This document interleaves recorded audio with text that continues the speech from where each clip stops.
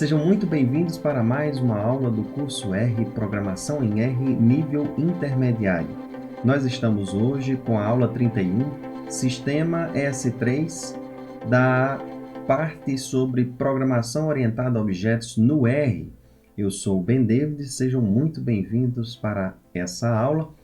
E para vocês que estão nos acessando a primeira vez, para ter o acesso a todo o conteúdo desse material, acessem a página bendavid.github.io. Aqui na opção Cursos, vocês vêm especificamente no curso R. E no curso R nós temos os 3 módulos que nós, no caso do nível básico, nós estamos já com o programa finalizado, a programação. O nível intermediário é essa que estamos em andamento e o nível avançado que ainda está em desenvolvimento.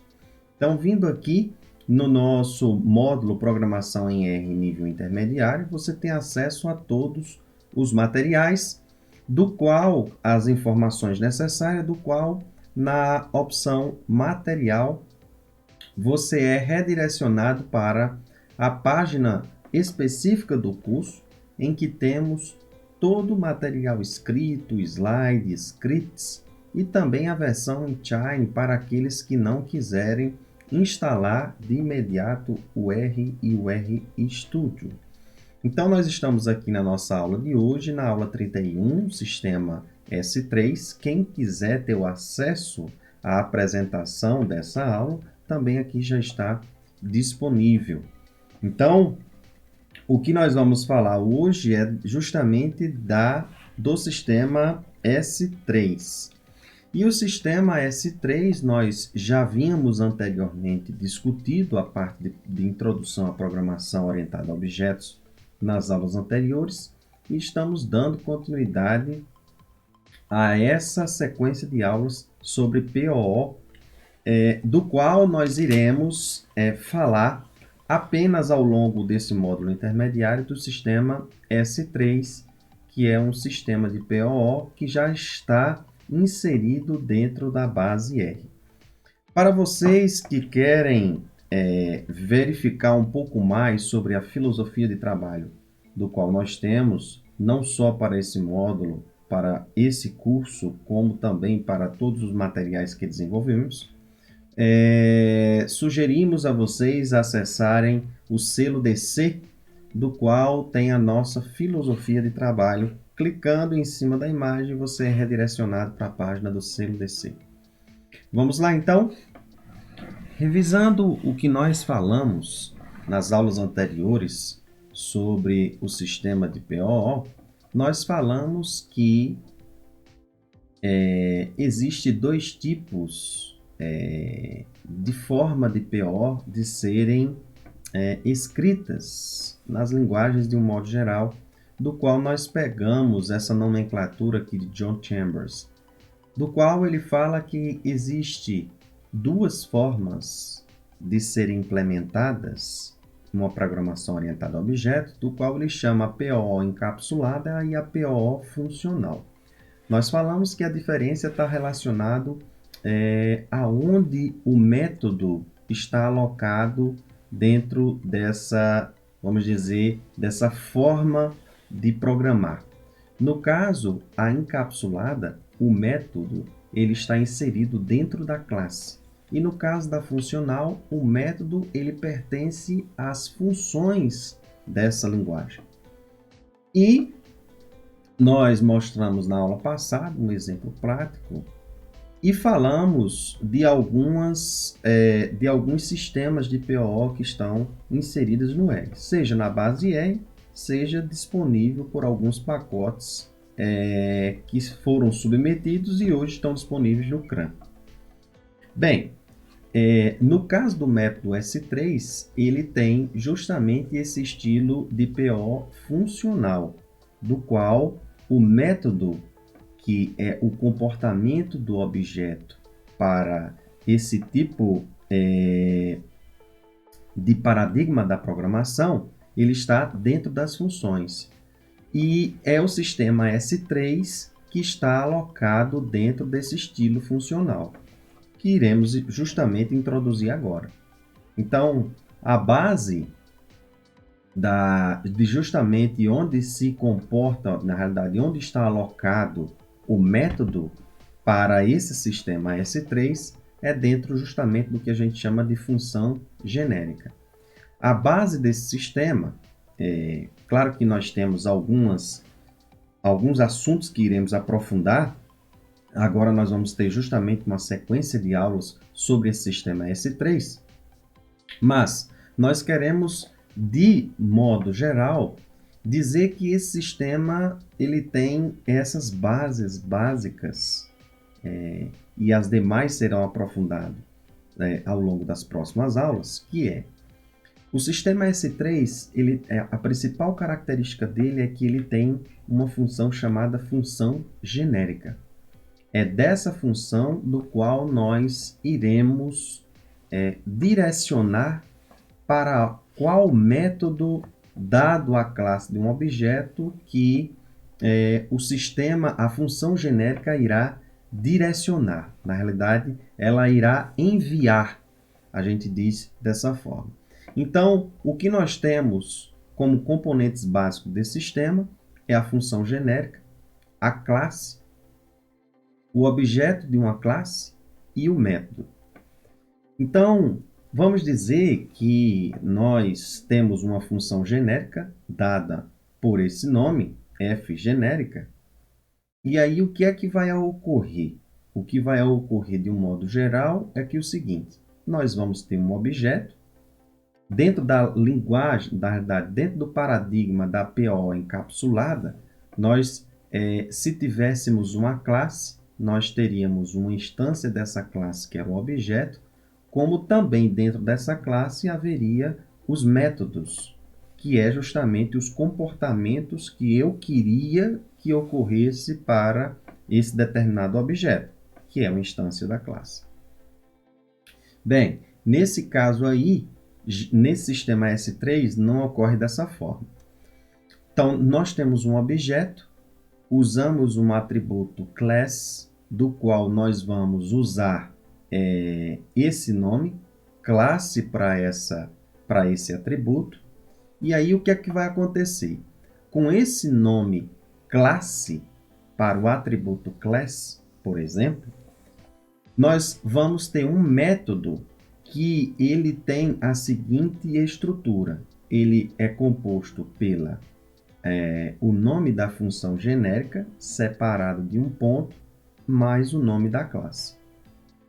Automaticamente, uma vez criado, e veja, esse método, na realidade, ele é uma função, ele é um objeto do tipo função em R. Assim como também a função genérica é um objeto do tipo função em R. Bem, e aí o que é que vai acontecer? Dentro da função genérica, nós vamos botar um caso bem geral, tá? Não vamos entrar na particularidade ainda das funções genéricas, mas dentro da função genérica, de um modo geral, nós teremos uma função genérica quando no corpo de sua função tem uma chamada de função nominada useMethod. useMethod, ele será o responsável, e aí nós temos que acreditar, e que de fato vai ocorrer, é que uma vez que nós criamos o método para o objeto específico dessa classe, esse useMethod ele irá automaticamente buscar, quando eu executar a f genérica, em algum momento nas minhas linhas de comando, aqui pode existir diversos métodos, mas o método para essa classe foi esse aqui que nós criamos.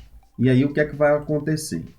Quando eu for executar uma função, eu não preciso executar o método, eu vou executar a função genérica e aplicar no primeiro argumento da função esse objeto. Quando eu aplico no primeiro argumento da função esse objeto, apesar de eu executar por meio de f genérica, o que é que vai acontecer? Quando a função f genérica ela é executada, é acionada a chamada useMethod, e useMethod vai procurar por esse método. E aí o que é que vai acontecer? A execução de f genérica terá um comportamento específico para essa classe do objeto. É isso, de um modo geral, que vai ocorrer. Vamos ver nessa ilustração que fica um pouco mais claro. Então, percebam aqui, nessa ilustração, que nós temos o nosso ambiente, e vamos supor que no nosso ambiente global, nós criamos 3 objetos. Tá? Nós criamos um objeto que vai ser específico para um conjunto de dados, vamos pensar aí, do qual ele tem apenas o valor 10, tá? Do tipo, no caso, double, pensando na tipagem C. Na tipagem S, ela vai ser dada como numeric, mas é um vetor. Então, aqui nós temos o identificador de memória, por esse momento não há tanta importância nesse aspecto. Então, vamos pensar o seguinte, criei um objeto que está associado ao nome X. Criei mais 2 objetos, um nominado de fg, para simbolizar a função genérica, e um simbolizado fg.c. Esse C, ele tem que estar relacionado ao nome do atributo class desse objeto. Lembrando que esse objeto ele tem essa estrutura. Nós temos o valor e temos atributos adicionais. Class, names, etc. Tá? Dentre outras coisas. Comprimento. Então, dentre outras coisas, nós temos esses atributos adicionais. Dentre esses atributos adicionais, nós temos um atributo class a esse objeto. E esse atributo class, vamos supor que seja nominado, dado pela letrinha C. Então, como é que vai ser o método dessa função genérica? fg.c. Então, ela foi criada. Um outro aspecto interessante dessa função genérica é que ela tem que ter a mesma estrutura de argumentos da função genérica. Isso é uma imposição, tá? Então, nesse caso, o que é que vai acontecer? Eu criei a minha função genérica, em que internamente a minha função genérica eu tenho a chamada de função useMethod, e aí o que é que vai acontecer? Vamos supor que eu quero executar dentro da estrutura de POO uma determinada função. E aí o que é que vai acontecer? Então, bem, eu vou pegar a minha função genérica e não o método e vou aplicar essa função genérica, o objeto X, no primeiro argumento. Aqui nós temos 3 argumentos, A, B e D. A função genérica, nós vamos colocá-la dentro do primeiro argumento dessa função. No caso, X entrará dentro do primeiro argumento, que é o argumento A, tá? Que também é um objeto. Beleza. E aí, o que é que vai acontecer? Isso aqui é uma representação de função, do qual essa bolinha ela representa o ambiente da função, onde ela foi criada, tá? E nesse caso é o ambiente pai. Bem, perdão, é o ambiente global, não o ambiente pai. O ambiente pai é o ambiente superior do ambiente global. Bem, então a função genérica, como é que ela vai trabalhar?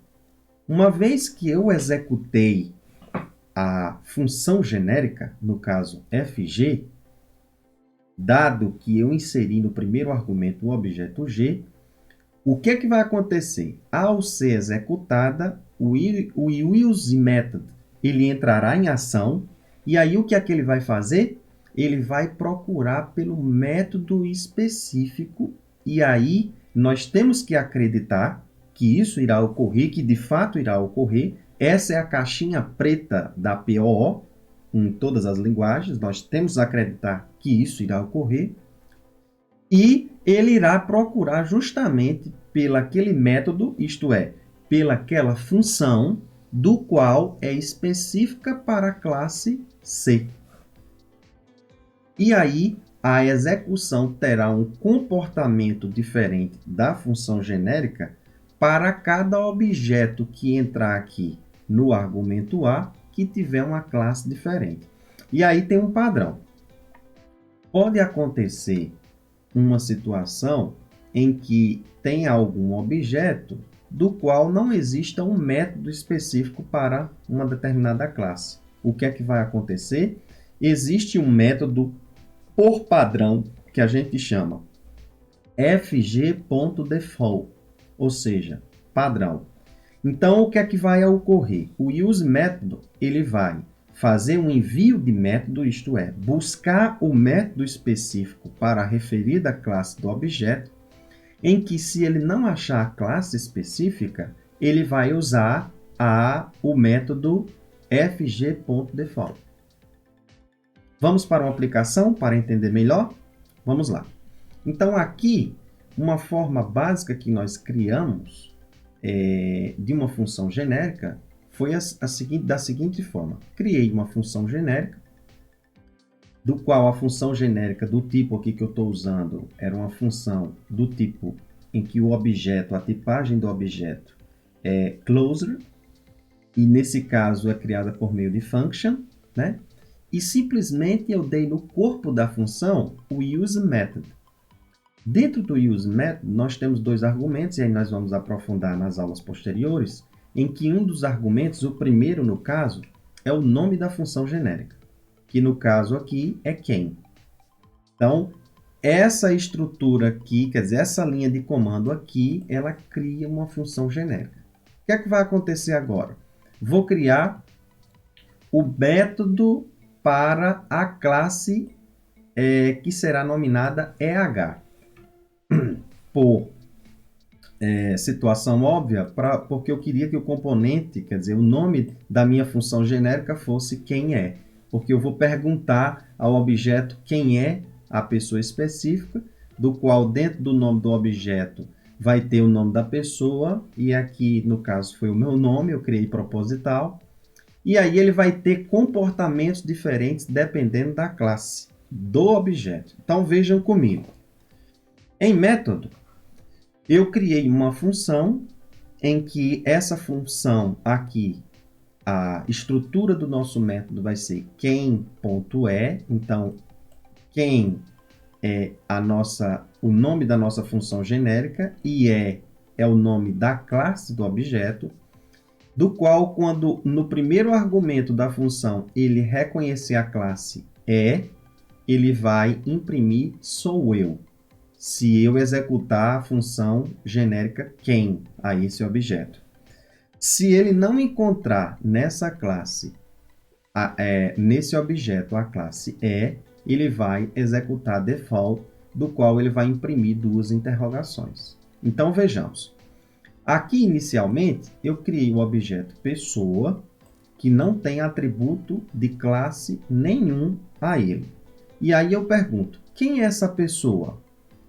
Quem, pessoa? O que é que ele me retorna? 2 pontos de interrogação. Por quê? Porque a função genérica foi acionada por meio do useMethod e ele procurou o método específico para a classe desse objeto.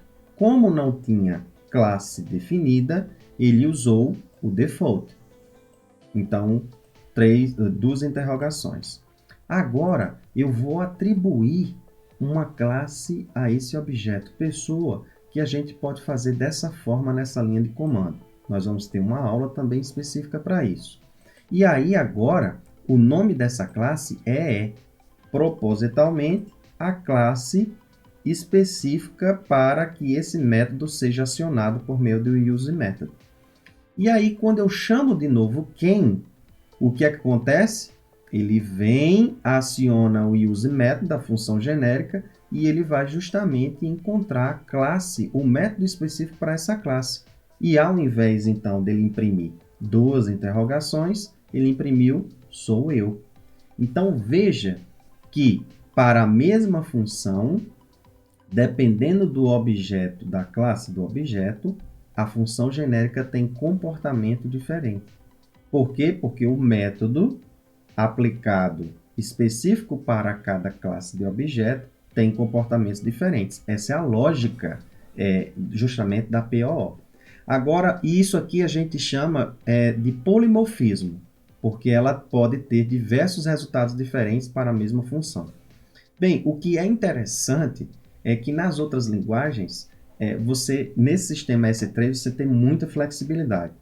Então, por exemplo, eu posso aqui omitir parcialmente a classe do objeto por unclass e executar a função quem, ele é como se não tivesse o atributo class para o objeto pessoa, e aí ele novamente retorna 2 pontos.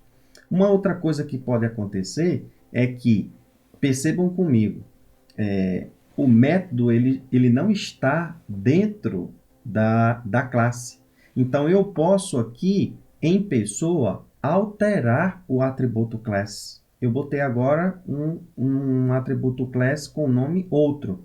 E aí, o que acontece? Quando eu executo a função genérica, ele me retorna novamente o método default. Por quê? Porque ele não achou a classe específica para acionar o método específico. O que é interessante nisso tudo é que eu não preciso estar usando diretamente o método, mas apenas a função genérica e acreditar que ela de fato irá buscar o método específico. Essa foi a aula de hoje. Espero que tenha gostado. Um abraço e até a próxima.